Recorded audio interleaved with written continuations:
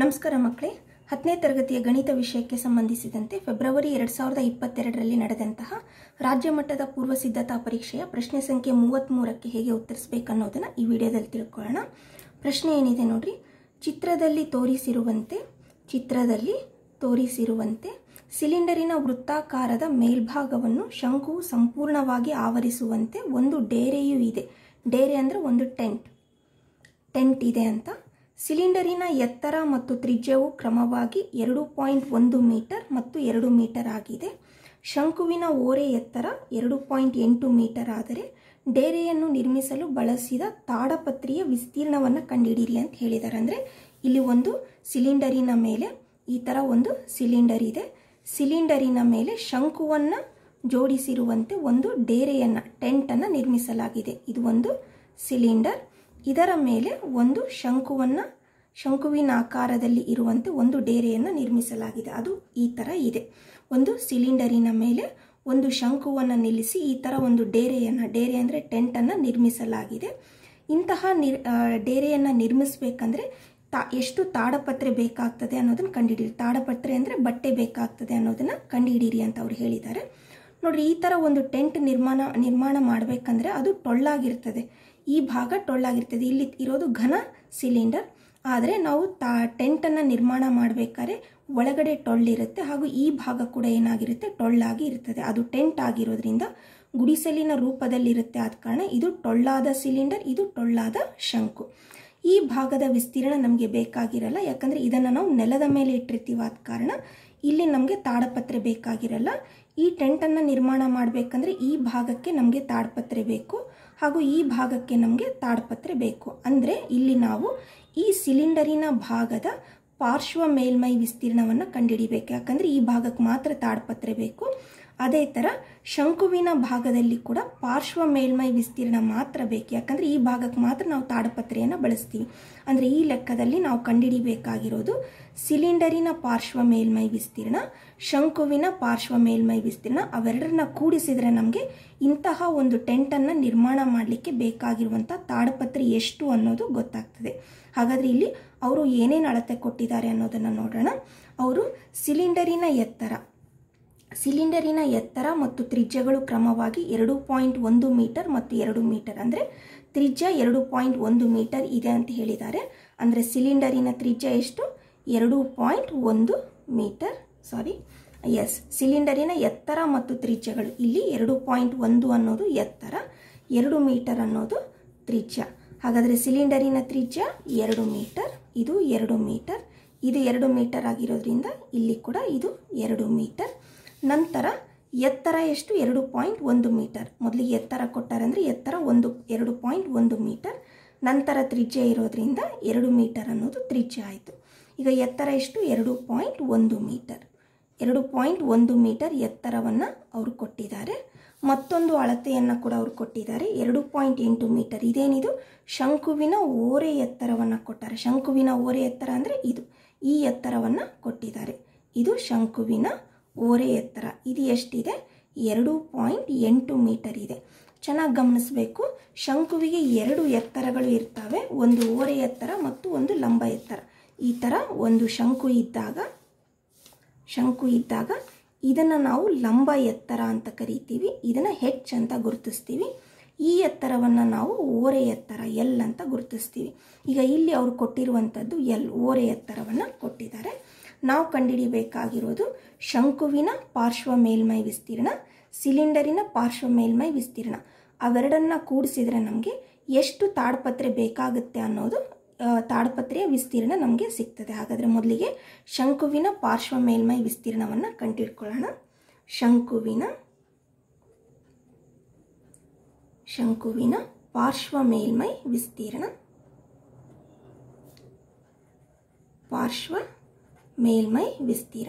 ಶಂಕುವಿನ ಪಾರ್ಶ್ವ ಮೇಲ್ಮೈ ವಿಸ್ತೀರ್ಣಕ್ಕೆ ಸೂತ್ರ ಏನು? πr/l. ಈ ಪಾಠದಲ್ಲಿ ಬರುವ 7 ಘನಾಕೃತಿಗಳ ವಿಸ್ತೀರ್ಣಗಳ ಸೂತ್ರ, ಘನಫಲಗಳ ಸೂತ್ರವನ್ನು ನೀವು ಚೆನ್ನಾಗಿ ಅಭ್ಯಾಸ ಮಾಡ್ಕೋಬೇಕಂತ ಹೇಳಿದ್ದೀನಿ ನಾನು. ಈ 7 ಘನಾಕೃತಿಗಳ ಸೂತ್ರಗಳನ್ನು ಚೆನ್ನಾಗಿ ಕಂಠಪಾಠ ಮಾಡಿಕೊಳ್ಳ್ರಿ, ಯಾಕಂದರೆ ಇದ್ರ ಮೇಲೇ 1 ಅಂಕದ 3 ಪ್ರಶ್ನೆಗಳು ಬಂದಿದ್ದಾವೆ. ಹಾಗೂ 4 ಅಂಕದ ಒಂದು ಪ್ರಶ್ನೆ ಬಂದಿದೆ. ಇಲ್ಲಿ ಕೂಡ ನೀವು ಸೂತ್ರವನ್ನು ಬಳಸ್ತೀರಾ ಆದ ಕಾರಣ ಆ 21 ಸೂತ್ರಗಳನ್ನು ಚೆನ್ನಾಗಿ ಬಾಯ್ಪಾಠ ಮಾಡ್ಕೋಬೇಕು. ಈಗ ಇಲ್ಲಿ ಶಂಕುವಿನ ಪಾರ್ಶ್ವ ಮೇಲ್ಮೈ ವಿಸ್ತೀರ್ಣಕ್ಕೆ ಸೂತ್ರ ಪೈ RL. ಈಗ ಬೆಲೆಗಳನ್ನು ಹಾಕ್ಕೊಳ್ಳೋಣ. ಈಕ್ವಲ್ ಟು ಪೈ ಬೆಲೆ 22/7. ಕೆಲವೊಮ್ಮೆ ಅವರು ಪೈ ಬೆಲೆಯನ್ನು ಕೊಟ್ಟಿರ್ತಾರೆ 3.14 ಅಂತ. ಈ ಪ್ರಶ್ನೆಯಲ್ಲಿ ಅವರು ಪೈ ಬೆಲೆಯನ್ನು ಕೊಟ್ಟಿಲ್ಲ. ಹಾಗಾಗಿ ನಾವು 22/7 ಅಂತ ಹಾಕ್ಕೊಳ್ಳೋಣ. ಇಂಟು ತ್ರಿಜ್ಯ ಎಷ್ಟು 2.3. ನೋಡ್ರಿ, ಸಿಲಿಂಡರಿನ ತ್ರಿಜ್ಯ ಎಷ್ಟಿರುತ್ತೆ, ಶಂಕುವಿನ ತ್ರಿಜ್ಯ ಕೂಡ ಅಷ್ಟೇ ಇರುತ್ತೆ. ಇದು 2 ಮೀಟರ್, 2.3 ಅಲ್ಲ, 2 ಮೀಟರ್. ಸಿಲಿಂಡರಿನ ತ್ರಿಜ್ಯ ಕೂಡ 2 ಮೀಟರ್ ಇರೋದ್ರಿಂದ ಶಂಕುವಿನ ತ್ರಿಜ್ಯ ಕೂಡ 2 ಮೀಟರ್ ಆಗಿರ್ತದೆ. ಹಾಗಾಗಿ 2 ಇಂಟು ಎಲ್ ಅಂದರೆ ಓರೆ ಎತ್ತರ. ಶಂಕುವಿನ ಓರೆ ಎತ್ತರವನ್ನು ಅವರು ನೇರವಾಗಿಯೇ ಕೊಟ್ಬಿಟ್ಟಾರೆ, ಡೈರೆಕ್ಟ್ ಕೊಟ್ಬಿಟ್ಟಾರೆ. ಎಷ್ಟು? 2.8. 2.8. ಈಗ ಮುಂದಿನ ಸ್ಟೆಪ್ಪಲ್ಲಿ ಏನು ಮಾಡ್ಕೊಳ್ಳೋಣ, ಪಾಯಿಂಟನ್ನು ತೆಗೆದ್ರೆ ಛೇದದಲ್ಲಿ 10 ಬರುತ್ತೆ. Equal to 22/7 into 2 into 28/10. ಈಗ ಲೆಕ್ಕಾಚಾರ ಮಾಡೋಣ. ಈಗ ಮೊದಲಿಗೆ 7 1 7, 7 4 28. ನಂತರ ಇವೆರಡು ಭಾಗ ಆಗ್ತವೆ. 2 1 2, 2 5 10. ನೋಡಿರಿ, ಈಗ ಅಂಶದಲ್ಲಿ 22 4 ಉಳಿದಿದೆ, ಛೇದದಲ್ಲಿ 5 ಉಳಿದಿದೆ. 22 ಇಂಟು 4 ಡಿವೈಡೆಡ್ ಬೈ 5. 22ಅನ್ನು 4ರಿಂದ ಗುಣಿಸಿದರೆ 88 ಡಿವೈಡೆಡ್ ಬೈ 5 ಆಗುತ್ತೆ. ಈಗ 88ಅನ್ನು 5ರಿಂದ ಭಾಗಿಸ್ಕೊಳ್ಳೋಣ. 88ಅನ್ನು 5ರಿಂದ ಭಾಗಿಸಿದಾಗ 5 1 5, 3 ಉಳಿಯಿತು, 8 ಇಳಿಸ್ಕೊತೀವಿ. 5 7 35, ಮತ್ತು 3 ಉಳಿಯಿತು. ಪಾಯಿಂಟ್ ಇಟ್ಟಾಗ 0, 5 6 30. ಹಾಗಾದರೆ ಎಷ್ಟು ಬಂತು ನಮಗೆ? 17.6. 17.6 ಮೀಟರ್. ಇದೇನು ಚದರ ಮೀಟರ್ ಅಂತ ಬರೀಬೇಕು, ಯಾಕಂದರೆ ವಿಸ್ತೀರ್ಣ ಆಗಿರೋದ್ರಿಂದ ಚದರಮಾನಗಳಲ್ಲಿ ಬರೀಬೇಕು. ಚದರ ಮೀಟರ್. ಇದು ಶಂಕುವಿನ ಪಾರ್ಶ್ವ ಮೇಲ್ಮೈ ವಿಸ್ತೀರ್ಣ ಆಯಿತು. ಇದಕ್ಕೆ ಬೇಕಾಗಿರುವಂತಹ ತಾಡಪತ್ರಿ ವಿಸ್ತೀರ್ಣ ಆಯಿತು. ಈಗ ನೆಕ್ಸ್ಟ್ ಸಿಲಿಂಡರ್ದು ಕಂಡುಹಿಡ್ಕೊಳ್ಳೋಣ. ಸಿಲಿಂಡರ್ಗೂ ಕೂಡ ಏನು ಬೇಕು ನಮಗೆ? ಪಾರ್ಶ್ವ ಮೇಲ್ಮೈ ವಿಸ್ತೀರ್ಣ ಮಾತ್ರ ಬೇಕು. ಯಾಕಂದರೆ ಈ ವೃತ್ತ ಭಾಗದ ವಿಸ್ತೀರ್ಣ ಕೂಡ ಬೇಕಾಗಿಲ್ಲ, ಈ ವೃತ್ತ ಭಾಗದ ವಿಸ್ತೀರ್ಣ ಕೂಡ ಬೇಕಾಗಿಲ್ಲ. ನಮಗೆ ಬೇಕಾಗಿರೋದು ಪಾರ್ಶ್ವ ಮೇಲ್ಮೈ ವಿಸ್ತೀರ್ಣ ಮಾತ್ರ. ಹಾಗಾಗಿ ಸಿಲಿಂಡರ್ನ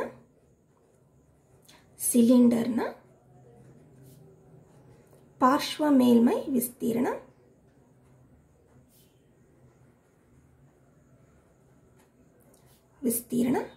ಪಾರ್ಶ್ವ ಮೇಲ್ಮೈ ವಿಸ್ತೀರ್ಣಕ್ಕೆ ಸೂತ್ರ ಏನು?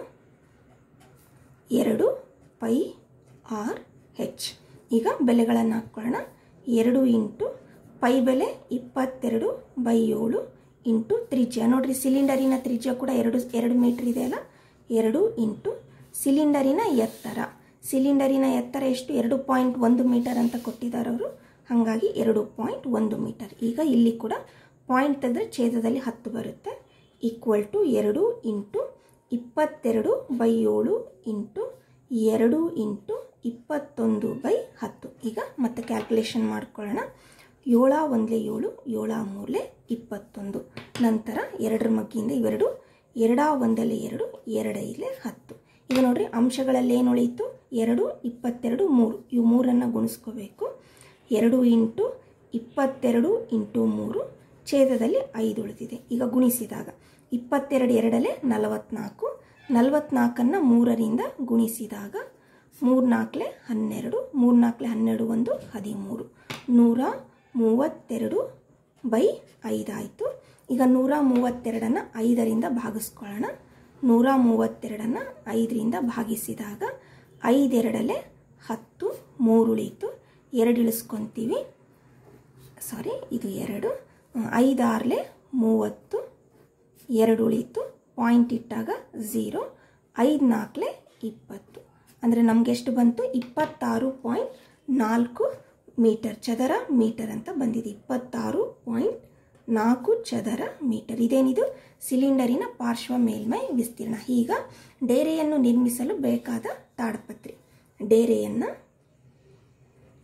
ಡೇರೆಯನ್ನು ನಿರ್ಮಿಸಲು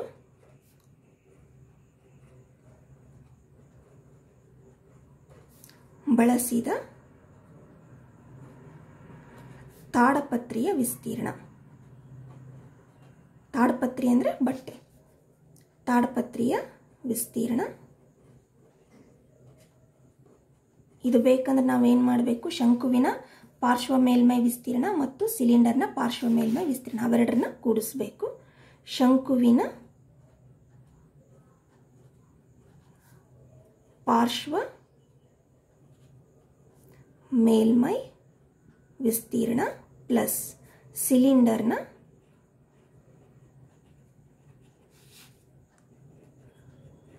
ಪಾರ್ಶ್ವ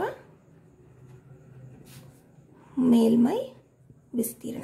ಈಗ ಶಂಕುವಿನ ಪಾರ್ಶ್ವ ಮೇಲ್ಮೈ ವಿಸ್ತೀರ್ಣ ಎಷ್ಟು ಬಂದಿದೆ? 17.6 ಚದರ ಮೀಟರ್. 17.6 ಪ್ಲಸ್ ಸಿಲಿಂಡರ್ನ ಪಾರ್ಶ್ವ ಮೇಲ್ಮೈ ವಿಸ್ತೀರ್ಣ 26.4. 26.4. ಈಗ ಇವೆರಡನ್ನ ಕೂಡಿಸ್ಕೊಳ್ಳೋಣ.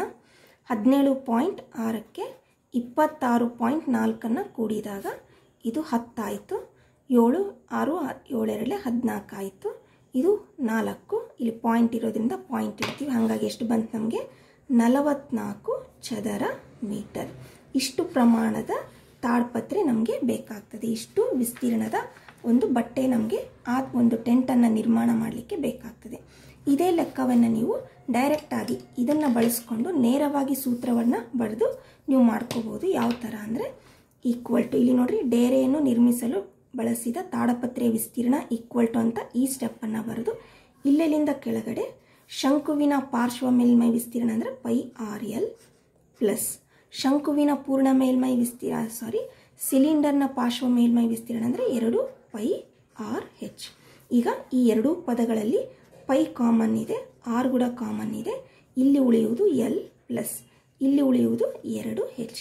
ಈಗ ಈ ಹಂತದಲ್ಲಿ ನೀವು ಬೆಲೆಗಳನ್ನು ಹಾಕಿ ನೀವು ಮುಂದೆ ಉತ್ತರವನ್ನು ಕೂಡ ಕಂಡುಹಿಡಿಯಬಹುದು. ನಿಮಗೆ ಈ ಥರ ಮಾಡಲಿಕ್ಕೆ ಅಂದರೆ ಸಪ್ರೇಟಾಗಿ ಮಾಡಿಕೊಂಡು ಕೊನೆಗೆ ಕೂಡಿಸಲಿಕ್ಕೆ ಸುಲಭ ಆದರೆ ಇದನ್ನು ಬಳಸ್ಕೊಳ್ರಿ, ಈ ವಿಧಾನ ಬಳಸ್ರಿ.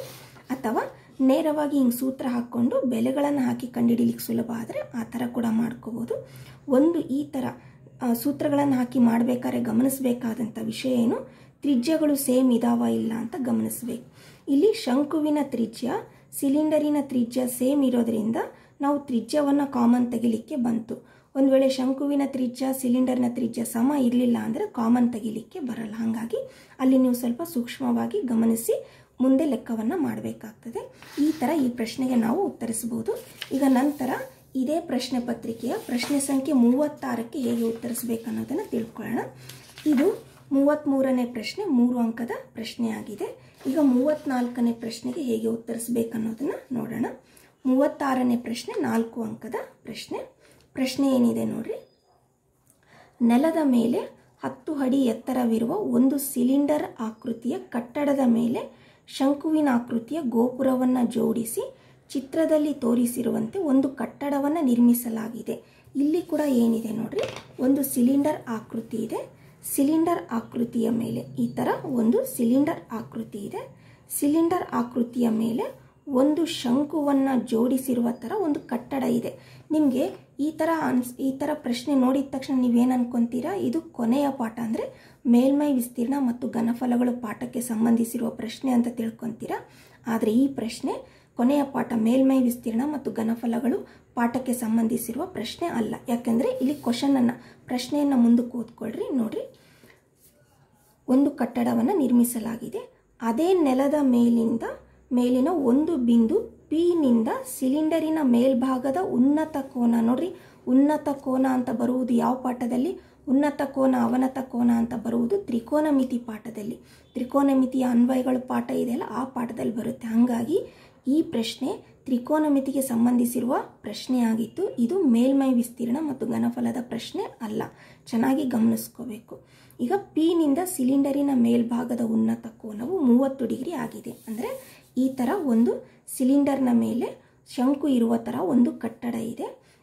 ಇದು ನೆಲದ ಮೇಲಿನ ಒಂದು ಬಿಂದು P ನಿಂದ ಸಿಲಿಂಡರಿನ ಮೇಲ್ಭಾಗವನ್ನು ಈ ಥರ ನೋಡಿದಾಗ, ಇಲ್ಲೆಲ್ಲಿಂದ ಸಿಲಿಂಡರಿನ ಮೇಲ್ಭಾಗವನ್ನು ನಾವು ನೋಡಿದಾಗ ಉನ್ನತ ಕೋನ ಎಷ್ಟು ಕೊಟ್ಟಾರ? 30 ಡಿಗ್ರಿ ಅಂತ ಕೊಟ್ಟಿದ್ದಾರೆ ಅವರು.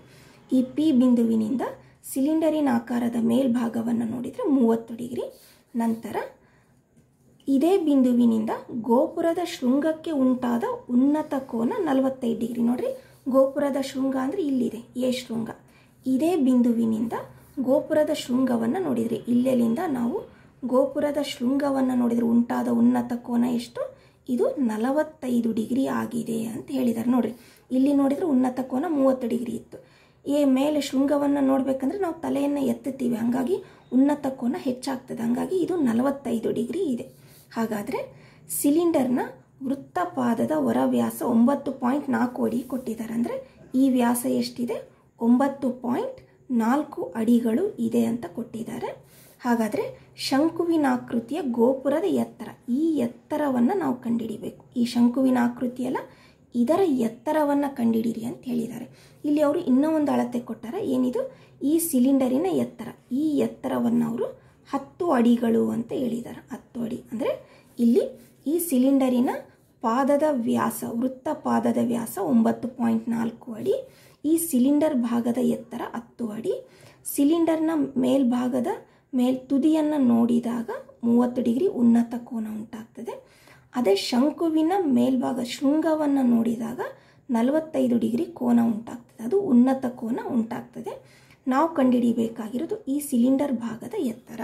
ಇಲ್ಲಿ ನೀವು ಸಿಲಿಂಡರ್ ಶಂಕು ಇದೆ ಅಂತೇಳಿ ನೀವು ಕೊನೆಯ ಪಾಠದ ಸೂತ್ರಗಳನ್ನು ಬಳಸಿ ಕೊನೆಯ ಪಾಠದ ಲೆಕ್ಕಗಳನ್ನು ಮಾಡುವ ಥರ ಮಾಡಬಾರ್ದು.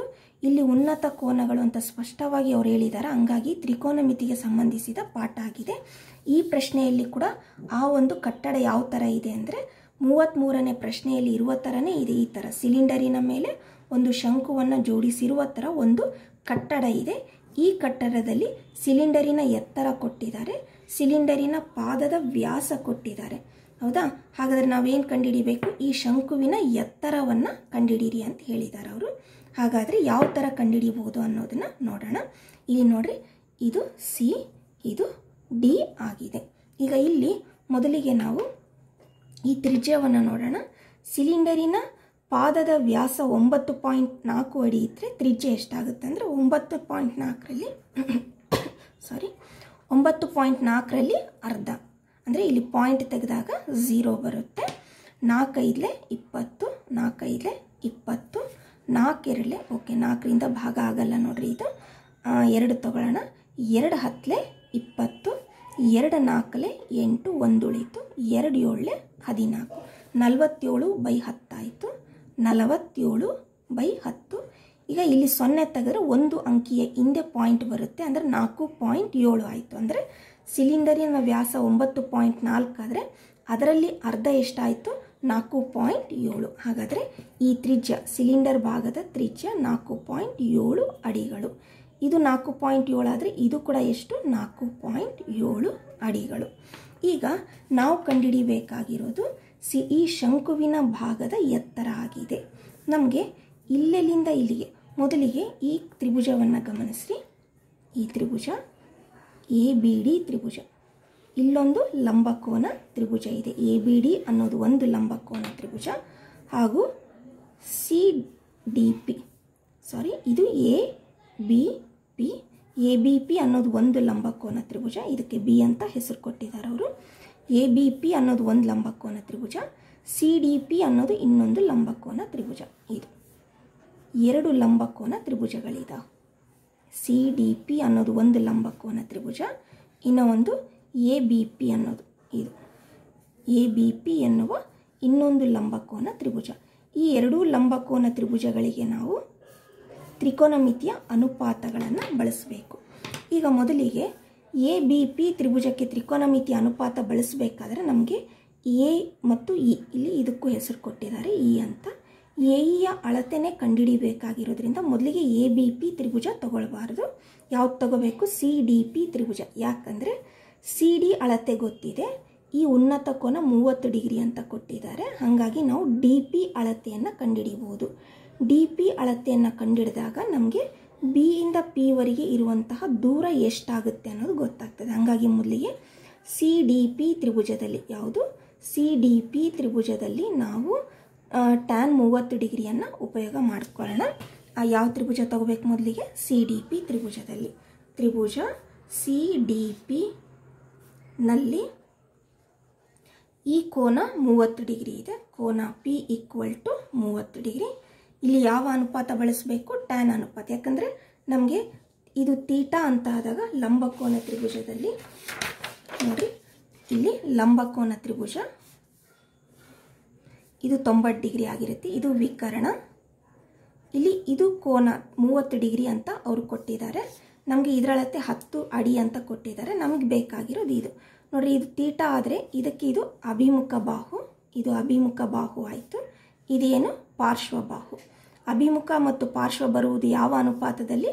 ಟ್ಯಾನ್ ಅನುಪಾತ ಮತ್ತು ಕಾಟ್ ಅನುಪಾತಗಳಲ್ಲಿ. ನಾವು ಟ್ಯಾನ್ ಅನುಪಾತವನ್ನು ಬಳಸ್ಕೊಳ್ಳೋಣ. ಟ್ಯಾನ್ ಅಂದರೆ ಯಾವ ಅನುಪಾತ? ಅಭಿಮುಖ ಬಾಹು ಬೈ ಪಾರ್ಶ್ವ ಬಾಹು. ಹಾಗಾಗಿ ಇಲ್ಲಿ ಟ್ಯಾನ್ ತೀಟಾವನ್ನು ಉಪಯೋಗ ಮಾಡ್ಕೊಳ್ಳೋಣ. ಟ್ಯಾನ್ ತೀಟಾ ಈಕ್ವಲ್ ಟು ಅಭಿಮುಖ ಬಾಹು ಡಿವೈಡೆಡ್ ಬೈ ಪಾರ್ಶ್ವ ಬಾಹು. ಈಗ ನಾವು ತಗೊಂಡಿರುವ ತ್ರಿಭುಜ ಯಾವುದು? CDP ಅಲ್ಲ. CDP ತ್ರಿಭುಜದಲ್ಲಿ ಇದು ತೀಟಾ ಆಗಿರೋದ್ರಿಂದ ಇದಕ್ಕೆ ಅಭಿಮುಖ ಬಾಹು ಯಾವುದು? CD equal to CD. ಇದಕ್ಕೆ ಪಾರ್ಶ್ವ ಬಾಹು ಯಾವುದು? DP. ಹಾಗಾಗಿ DP. ಈಗ ಬೆಲೆಗಳನ್ನು ಹಾಕ್ಕೊಳ್ಳೋಣ. ತೀಟಾದ ಬೆಲೆ ಎಷ್ಟು ಹಾಕಬೇಕು? 30 degree. Tan 30 degree equal to CD ಅಳತೆ ಅವರು ಕೊಟ್ಟಿದ್ದಾರೆ 10 ಅಡಿಗಳು ಅಂತ, 10 ಡಿವೈಡೆಡ್ ಬೈ DP ಅಳತೆ ಅವ್ರು ಕೊಟ್ಟಿಲ್ಲ, ಅದನ್ನು ಹಂಗೆ ಇಟ್ಕೊಳ್ಳೋಣ DP. ಈಗ ಟ್ಯಾನ್ 30ರ ಬೆಲೆ ನಮಗೆ ನಿರ್ದಿಷ್ಟ ಕೋನಗಳಿಗೆ ತ್ರಿಕೋನಮಿತಿಯ ಅನುಪಾತಗಳನ್ನು ನಾವು ನೆನಪಿಟ್ಕೋಬೇಕು. ಅದನ್ನು ಬಳಸ್ಕೊಂಡ್ರೆ ಇಲ್ಲಿ ನಾವು ಟ್ಯಾನ್ 30ರ ಬೆಲೆಯನ್ನು ಕಂಡುಹಿಡ್ಕೋಬೋದು. ನಿಮಗೆ ಹಿಂದೆ ಆಲ್ರೆಡಿ ತಿಳಿಸಿದ್ದೀನಿ ನಾನು. 0 degree, 30 degree, 45 degree, 60 degree, 90 degree ಈ ನಿರ್ದಿಷ್ಟ ಕೋನಗಳಿಗೆ ತ್ರಿಕೋನಮಿತಿಯ ಅನುಪಾತಗಳನ್ನು ನೆನಪಿಟ್ಕೋಬೇಕು ಅಂತ ಸಾಕಷ್ಟು ಇವುಗಳಲ್ಲಿ ನಿಮಗೆ ತಿಳಿಸಿದ್ದೀನಿ ನಾನು. ಈ ಥರ ಸೈನ್ ನಿರ್ದಿಷ್ಟ ಕೋನಗಳಿಗೆ ಸೈನಿನ ಅನುಪಾತಗಳು, ನಿರ್ದಿಷ್ಟ ಕೋನಗಳಿಗೆ ಕಾಸ್ನ ಅನುಪಾತಗಳು, ನಿರ್ದಿಷ್ಟ ಕೋನಗಳಿಗೆ ಟ್ಯಾನ್ನ ಅನುಪಾತಗಳು. ಈಗ ನೋಡಿರಿ, ಟ್ಯಾನ್ 30ರ ಬೆಲೆ ಎಷ್ಟು? 1/√3 ಅಲ್ಲ. ಯಾಕಂದರೆ ಈ ಕೋಷ್ಟಕ ಚೆನ್ನಾಗಿ ನೆನಪಿಟ್ಕೊಳ್ರಿ ನೀವು. ಇದನ್ನು ಯಾವ ಥರ ನೆನಪಿಟ್ಕೋಬೇಕು ಅನ್ನೋದನ್ನು ಕೂಡ ಹಿಂದಿನ ಥರ ವಿಡಿಯೋಗಳಲ್ಲಿ ನಿಮ್ಗೆ ತಿಳಿಸಿದ್ದೀನಿ. ಇದನ್ನು ನೆನಪಿಟ್ಕೊಂಡ್ರೆ ಖಂಡಿತ 2 ಅಂಕದ ಒಂದು ಪ್ರಶ್ನೆ ಬರುತ್ತೆ, 3 ಅಂಕದ ಪ್ರಶ್ನೆ ಕೂಡ ಬರುವ ಸಾಧ್ಯತೆ ಇದೆ. ಇನ್ನು 4 ಅಂಕದಲ್ಲಿ ಇಂತಹ ಅನ್ವಯಕ ಪ್ರಶ್ನೆ ಗ್ಯಾರಂಟಿ ಬಂದೇ ಬರ್ತದೆ. ಹಾಗಾಗಿ ಇಲ್ಲಿ ಟ್ಯಾನ್ 30ರ ಬೆಲೆ ಎಷ್ಟು? 1/√3. ಟ್ಯಾನ್ 30ರ ಬೆಲೆ 1/√3 ಈಕ್ವಲ್ ಟು 10/DP. ಈಗೇನು ಮಾಡೋಣ? ಓರೆ ಗುಣಾಕಾರ ಮಾಡ್ಕೊಳ್ಳೋಣ. DPಯನ್ನು ಎಡಭಾಗಕ್ಕೆ ತೊಗೊಂಡೋದ್ರೆ ಅಂಶಕ್ಕೆ ಹೋಗುತ್ತೆ, √3 ಬಲಭಾಗಕ್ಕೆ ತೊಗೊಂಡೋದ್ರೆ ಅಂಶಕ್ಕೆ ಹೋಗುತ್ತೆ. ಹಾಗಾಗಿ DP ಈಕ್ವಲ್ ಟು 10√3. ಈಗ ಈ ಲೆಕ್ಕದಲ್ಲಿ ಅವರು √3ರ ಬೆಲೆಯನ್ನು ಅವರು ಕೊಟ್ಟಿದ್ದಾರೆ, √3ರ ಅಳತೆಯನ್ನು ಕೊಟ್ಟಿದ್ದಾರೆ. √3 ಈಕ್ವಲ್ ಟು ಈ ಪ್ರಶ್ನೆಯಲ್ಲಿ √3ರ ಅಳತೆಯನ್ನು ಅವರು 1.73 ಅಂತ ಕೊಟ್ಟಿದ್ದಾರೆ. ಆ ಬೆಲೆಯನ್ನು ಇಲ್ಲಿ ಹಾಕ್ಕೋಬೇಕಾಗ್ತದೆ. ಒಂದು ವೇಳೆ ಅವರು ಬೆಲೆಯನ್ನು ಕೊಟ್ಟಿಲ್ಲ ಅಂದರೆ √3 ಹಾಗೆ ಇಟ್ಕೋಬೇಕು. ಆದರೆ ಇಲ್ಲಿ √3ರ ಬೆಲೆ 1.73 ಅಂತ ಕೊಟ್ಟಿದ್ದಾರೆ ಆದ ಕಾರಣ ಆ ಬೆಲೆಯನ್ನು ಇಲ್ಲಿ ಹಾಕ್ಕೊಳ್ಳೋಣ. Equal to 10 into 1.73. ಈಗ ಇವೆರಡನ್ನ ಗುಣಿಸಿದಾಗ DP ಈಕ್ವಲ್ ಟು 10 ನೋಡ್ರಿ, 1.73 10ರಿಂದ ಗುಣಿಸಿದಾಗ 10 ಮೂರಲೆ 30, 10 ಏಳಲೆ 70, 73 ಆಯಿತು. 10 ಒಂದಲೆ 10, 17. 2 ಅಂಕಿಯ ಹಿಂದೆ ಪಾಯಿಂಟ್ ಇರೋದ್ರಿಂದ ಪಾಯಿಂಟ್ ಇಲ್ಲಿ ಇಡಬೇಕಾಗ್ತದೆ. ಹಾಗಾಗಿ ಇವೆರಡನ್ನ ಗುಣಿಸಿದರೆ 17.3 ಅಡಿಗಳು ಅಂತ ಬಂತು. ಈಗ ನಮಗೆ ಏನು ಬಂತು? DPಯ ಅಳತೆ 17.3 ಅಡಿಗಳು. ಯಾವುದು? DP ಅಳತೆ. ಇಲ್ಲಿರುವಂತಹ DP ಅಳತೆ ಇಲ್ಲೆಲಿಂದ ಇಲ್ಲೇವರೆಗೆ ಎಷ್ಟು ಬಂತು? 17.3 ಅಡಿಗಳು ಅಂತ ಬಂದಿದೆ. ಈಗ ನಾವು ಇನ್ನೊಂದು ತ್ರಿಭುಜ ಇದೆಯಲ್ಲ, ಲಂಬಕೋನ ತ್ರಿಭುಜ ABP ತ್ರಿಭುಜವನ್ನು ತಗೊಳ್ಳೋಣ. ಯಾವುದು? ತ್ರಿಭುಜ ABP ನಲ್ಲಿ. ತ್ರಿಭುಜ ABP ನಲ್ಲಿ ಈ ABP ತ್ರಿಭುಜದಲ್ಲಿ P ಕೋನ ಎಷ್ಟು? 45 ಡಿಗ್ರಿ ಇದೆ. P ಕೋನ P ಈಕ್ವಲ್ ಟು 45 ಡಿಗ್ರಿ. ಇಲ್ಲಿ ಕೂಡ ಟ್ಯಾನ್ ಅನುಪಾತವನ್ನು ಉಪಯೋಗಿಸ್ಕೊಳ್ಳೋಣ. ಟ್ಯಾನ್ ತೀಟಾ ಅಂದರೆ ಯಾವುದು? ಅಭಿಮುಖ ಬಾಹು ಡಿವೈಡೆಡ್ ಬೈ ಪಾರ್ಶ್ವ ಬಾಹು. ಈಗ ಚಿತ್ರದಲ್ಲಿ ನೋಡ್ರಿ, ಯಾವುದು ನಾವು ತಗೊಂಡಿರುವ ತ್ರಿಭುಜ ABP ಅಲ್ಲ. ABP ನಲ್ಲಿ ಇದು ತೀಟಾ ಅಂತಿದೆ. ಇದಕ್ಕೆ ಅಭಿಮುಖ ಬಾಹು ಯಾವುದು? AB ಅಲ್ಲ. AB ಪಾರ್ಶ್ವ ಬಾಹು BP. ಚೆನ್ನಾಗಿ ಗಮನಿಸ್ರಿ, ಇದು ತೀಟಾ. ABP ತ್ರಿಭುಜದಲ್ಲಿ ಇದು ತೀಟಾ ಆಗಿರೋದ್ರಿಂದ ಇದಕ್ಕೆ ಅಭಿಮುಖ ಬಾಹು AB, ಪಾರ್ಶ್ವ ಬಾಹು BP ಆಯಿತು. ಹಾಗಾಗಿ AB ಡಿವೈಡೆಡ್ ಬೈ BP. ಈಗ ತೀಟಾದ ಬೆಲೆ 45 ಡಿಗ್ರಿ. ಹಾಗಾಗಿ ಟ್ಯಾನ್ 45 ಡಿಗ್ರಿ ಈಕ್ವಲ್ ಟು, ಈಗ ಎ ಬಿ ಅಳತೆ ನಮ್ಗೆ ಗೊತ್ತಿಲ್ಲ, ನಮಗೆ ಗೊತ್ತಿರೋದು ಸಿಲಿಂಡರಿನ ಎತ್ತರ ಮಾತ್ರ, ಇದ್ರ ಎತ್ತರ ಗೊತ್ತಿಲ್ಲ. ಈ ಅಳತೆ ಗೊತ್ತಿದೆ ಆದರೆ ಈ ಅಳತೆ ಗೊತ್ತಿಲ್ಲ, ಹಂಗಾಗಿ ಇದನ್ನು ಹಾಗೆ ಇಟ್ಕೊಳ್ಳೋಣ, ಎ ಬಿ ಅಳತೆಯನ್ನು ಹಾಗೆ ಇಟ್ಕೊಳ್ಳೋಣ.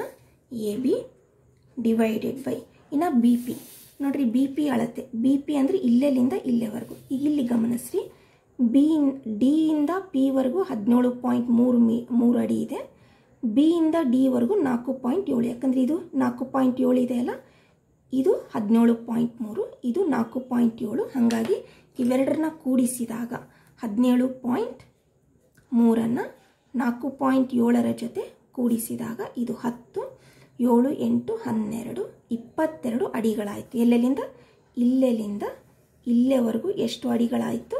22 ಅಡಿಗಳು. ಎಷ್ಟು? 22 ಅಡಿಗಳು. ಹಾಗಾಗಿ ನಾವು ಬಿ ಇಂದ ಪಿ ವರೆಗೆ ಇರುವ ದೂರ ಎಷ್ಟು ಬರ್ಕೋಬೇಕು? 22 ಅಡಿ ಅಂತ ಬರ್ಕೋಬೇಕು. ಹಾಗಾಗಿ ಇಲ್ಲೇನು ಬರ್ಕೊಳ್ಳೋಣ? 22 ಅಡಿಗಳು. ಈಗ ಇಲ್ಲಿ ಟ್ಯಾನ್ 45ರ ಬೆಲೆಯನ್ನು ಉಪಯೋಗಿಸ್ಕೋಬೇಕು. ಟ್ಯಾನ್ 45ರ ಬೆಲೆ ಎಷ್ಟು ನೋಡಿರಿ, ಟ್ಯಾನ್ 45ರ ಬೆಲೆ ಎಷ್ಟು? 1 ಅಲ್ಲ, ಹಾಗಾಗಿ ಟ್ಯಾನ್ 45ರ ಬೆಲೆ 1 equal to A B by 22. ಈಗ ಓರೆ ಗುಣಾಕಾರ ಮಾಡ್ಕೊಳ್ಳೋಣ. 22ನ್ನು ಎಡಭಾಗಕ್ಕೆ ತಗೊಂಡೋದ್ರೆ ಅಂಶಕ್ಕೆ ಹೋಯ್ತು, 22 ಒಂದಲ್ಲಿ 22, therefore A B equal to 22 ಅಡಿಗಳು. ಈಗ ನಮಗೆ ಬಂದಿದ್ದೇನು? A B. ಅವ್ರು ಕೇಳಿರೋದು ಯಾವುದು? ಶಂಕುವಿನ ಎತ್ತರ. ನಮಗೆ ಎ ಇಂದ ಬಿ ವರೆಗೂ ಬಂದಿದೆ, ಬಟ್ ಅವ್ರು ಕೇಳಿರೋದು ಶಂಕುವಿನ ಎತ್ತರ ಮಾತ್ರ. ಈಗ ಶಂಕುವಿನ ಎತ್ತರ ಬೇಕಂದರೆ ಈ ಎ ಬಿನಲ್ಲಿ ಇದನ್ನು ಕಳಿಬೇಕು, ಸಿಲಿಂಡರ್ನ ಎತ್ತರ ಕಳೆದ್ರೆ ನಮಗೆ ಈ ಶಂಕುವಿನ ಎತ್ತರ ಸಿಗ್ತದೆ. ಈಗ ಎ ಬಿಯ ಅಳತೆ ಎಷ್ಟು ಬಂದಿದೆ? 22 ಅಡಿ. ಅದರಲ್ಲಿ 10 ಅಡಿಗಳನ್ನು ನಾವು ಕಳಿಬೇಕು, ಯಾಕಂದರೆ ಇಲ್ಲೆಲ್ಲಿಂದ ಇಲ್ಲೇವರೆಗೂ 22 ಬಂದಿದೆ, ಅದರಲ್ಲಿ 10 ಅಡಿಗಳನ್ನು ಕಳೆದುಬಿಟ್ರೆ ಉಳಿಯೋದು 12 ಅಡಿಗಳು. ಹಾಗಾಗಿ ಶಂಕುವಿನ ಭಾಗದ ಎತ್ತರ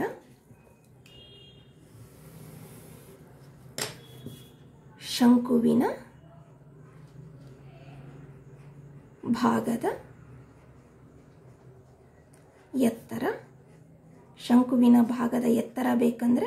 ಎತ್ತರ ಬೇಕಂದ್ರೆ ನಾವೇನು ಮಾಡಬೇಕು? ಎ ಬಿನಲ್ಲಿ ಇದನ್ನು ಕಳಿಬೇಕು, ಇದಿಷ್ಟರಲ್ಲಿ ಇದನ್ನು ಕಳೆದ್ರೆ ನಮಗೆ ಉಳಿಯೋದೇ ಎತ್ತರ. ಅಂದರೆ ಎ ಬಿನಲ್ಲಿ ಇ ಬಿಯನ್ನು ಕಳಿಬೇಕು.